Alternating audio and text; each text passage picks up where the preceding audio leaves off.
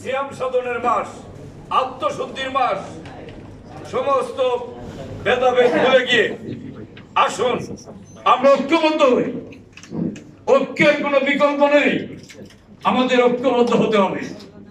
১৭ বছর আমরা যে আন্দোলন সংগ্রাম করেছি, আমাদের এই আন্দোলন সংগ্রামের নেতৃত্ব কে দিয়েছে? কে দিয়েছে বলেন আপনারা?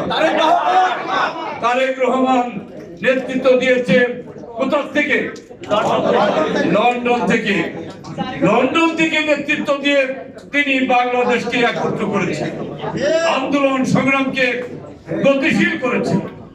আপনারা লক্ষ্য করুন একবার, জেলা পর্যায়ে সমাবেশ, জেলা পর্যায়ে বিক্ষোভ, বিভাগীয় পর্যায়ে সমাবেশ, ঢাকা রাজধানীতে সমাবেশ, বিভিন্ন অঞ্চলে সমাবেশ, লিফলেট বিতরণ, একের পর এক পর্যায়ক্রমে কর্মসূচি দেওয়ার মধ্য দিয়ে